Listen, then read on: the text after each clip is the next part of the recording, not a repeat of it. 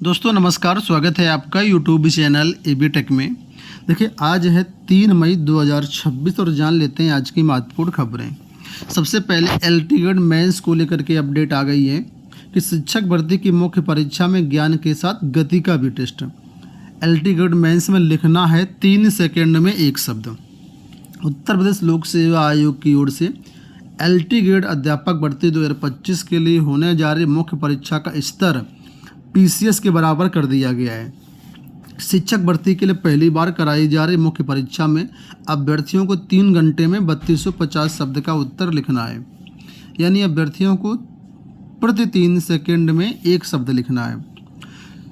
साफ है कि इस परीक्षा में अभ्यर्थियों को अपने ज्ञान के साथ गति का भी टेस्ट देना है। अभ्यर्थियों को परीक्षा में 10 लघु उत्तरीय प्रश्नों का उत्तर 125 शब्दों में और 10 दीर्घ उत्तरीय प्रश्नों के उत्तर 200 शब्दों में देने हैं। इसी प्रकार से पीसीएस में भी 3 घंटे की परीक्षा में 3250 शब्द के जवाब देने होते हैं। हालांकि पीसीएस में 6 पेपर होते हैं, इसलिए शिक्षक भर्ती से तुलना नहीं की जा सकती है, लेकिन जो स्पीड है, स्पीड कहीं ना कहीं पीसीएस परीक्षा के बराबर है।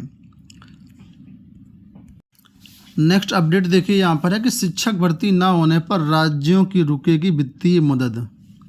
स्कूलों में शिक्षकों के पदों पर लंबे समय तक भर्ती नहीं करना अब राज्यों को महंगा पड़ सकता है।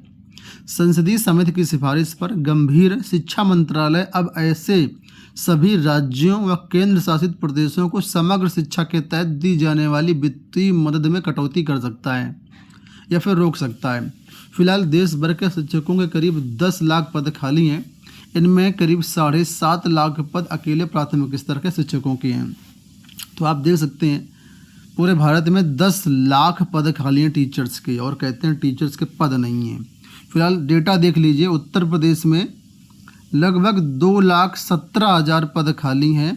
इसमें से करीब 1.5 लाख तो केवल प्राथमिक टीचर के हैं। बिहार में 1,92,000, बंगाल में 55,000, झारखंड 72,000, मध्य प्रदेश 56,000, हरियाणा 15,000, जम्मू कश्मीर 13,000 है। ठीक है, यहाँ पर भी आप डेटा देख सकते हैं प्राथमिक और माध्यमिक में कितने कितने टीचर रहे, कितने रिटायर हुए, कितने भरे हैं, कितने रिक्त हैं, पूरा डेटा दिया गया है। तो अगर सेंट्रल गवर्नमेंट इस तरीके से स्ट्रिक्ट रूल लगाती है तो हो सकता है इन फ्यूचर इसका कुछ प्रेशर गवर्नमेंट के, स्टेट गवर्नमेंट के ऊपर पड़े और शिक्षक भर्तियाँ निकाले। हालांकि शिक्षा के मामले में जो पूर्ण स्वतंत्रता मुझे लगता है वो राज्य सरकार को है। ठीक है, तो बहुत ज़्यादा इसका इम्पैक्ट नहीं पड़ेगा। बाकी आपको क्या लगता है कमेंट बॉक्स में बताइएगा। यूपीटीटी में आवेदन करने को आज अंतिम अवसर, अब तक 15 लाख आवेदन। शिक्षक पात्रता परीक्षा 2026 के लिए ऑनलाइन आवेदन करने से रविवार को चूके तो जुलाई में होने वाली परीक्षा से वंचित हो जाएंगे। इस परीक्षा का पहली बार आयोजन कर रहा उत्तर प्रदेश शिक्षा सेवा चयन आयोग अंतिम तिथि एक बार 26 अप्रैल से बढ़ाकर के 3 मई तक कर चुका है।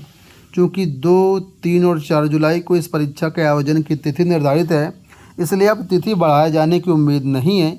आयोग ने टीटी में आवेदन करने की मांग को लेकर के हाईकोर्ट में गए बिना टीटी के निजी स्कूलों में पढ़ा रहे डीएलएड प्रशिक्षितों को भी कोर्ट के आदेश पर आवेदन करने का अवसर औपबंधिक रूप से दिया है। शनिवार शाम तक करीब 15 लाख अभ्यर्थियों ने आवेदन कर दिया है। तो फिलहाल यहाँ पर देखिए 15 लाख आवेदन हो चुके हैं और बिना टीईटी के पढ़ा रहे जो डीएलएड प्रशिक्षित हैं उनको भी आवेदन करने का मौका दिया गया है। यहाँ पर देखिए बताया गया कि टीईटी 2026 दूरस्थ डीएलएड अध्यापक कर सकेंगे आवेदन। इलाहाबाद हाईकोर्ट के लखनऊ खंडपीठ के आदेश के बाद सूचना जारी। तो ऐसे जो अभ्यर्थी जो कि बिना टीईटी के लगे हुए हैं, ठीक है, तो इनको भी अब यूपीटेट करने के लिए एलिजिबल कर दिया गया है। आवेदन कर सकते हैं। आज अंतिम दिन है। अगर डेट नहीं बढ़ती है तो आपको आज ही आवेदन करना होगा। यहाँ देखिए अपडेट है कि टीईटी में एनआईओएस से डीएलएड करने वालों को भी मौका। उत्तर प्रदेश शिक्षा सेवा चयन आयोग ने जारी की सूचना। हाईकोर्ट ने शामिल करने के दिए थे निर्देश। तो हाईकोर्ट के आदेश पर इन अभ्यर्थियों को यूपीटेट में फॉर्म भरने के लिए एलिजिबल कर दिया गया है। बिहार टीचर वैकेंसी से देखिए यहाँ पर अपडेट आ गई है कि TRE 4 में अब PT मेंस भी। अभी तक बिहार में जितने भी TRE 1, TRE 2, TRE 3 हुए उसमें किसी में भी मेंस एग्ज़ाम नहीं था, सिंगल एग्ज़ाम से वहाँ पर सिलेक्शन हुआ है। लेकिन अब जो TRE 4 का नोटिफिकेशन आने वाला है इसमें ये लोग मेंस भी लगा रहे हैं।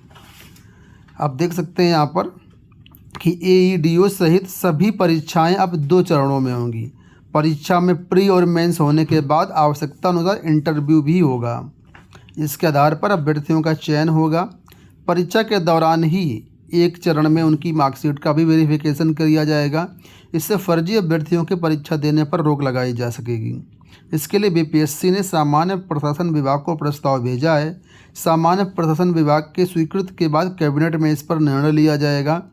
पेपर लीक, सेंटर पर नकल, कॉपी में हेराफेरी को देखते हुए BPSC सभी परीक्षाओं को 2 चरणों में कराने की योजना पर काम कर रहा है।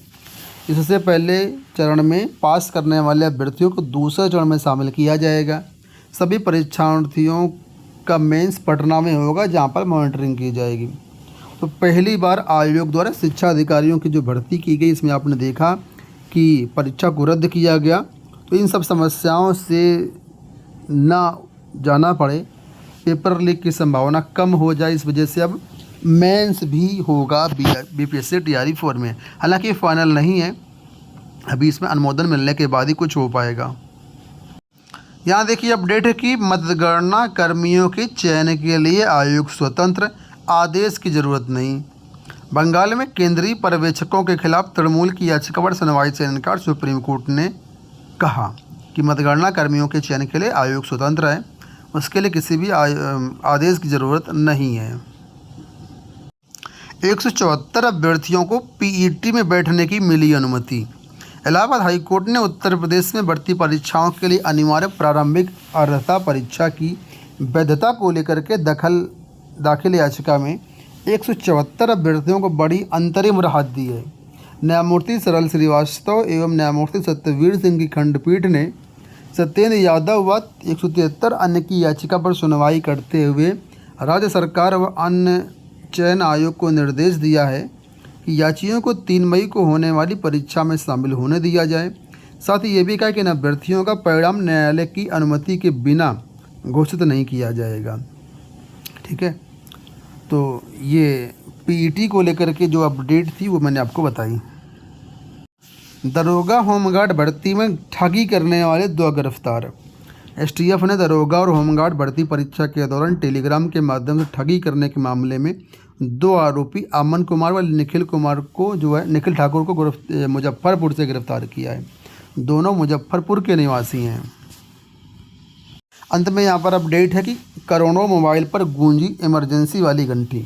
आप सबने सुना होगा कि आपके फ़ोन में एक अलर्ट आया होगा। एक्चुअल में जो केंद्र सरकार है, आपदा प्रबंधन विभाग है, वो आपातकालीन स्थिति में अलर्ट भेजने के लिए इस सर्विस का ट्रायल कर रहा है। ठीक है, तो ये आप सबने फेस किया होगा, ये उसमें कोई दिक्कत वाली बात नहीं है। ये अभी ट्रायल चल रहा है, इसी को लेकर के यहाँ पर अपडेट दिया गया है। इससे फ़ायदा ये होगा कि आपदा में आपको समय सूचना मिल सकेगी, जान माल की जो क्षति है उसको कम किया जा सकता है।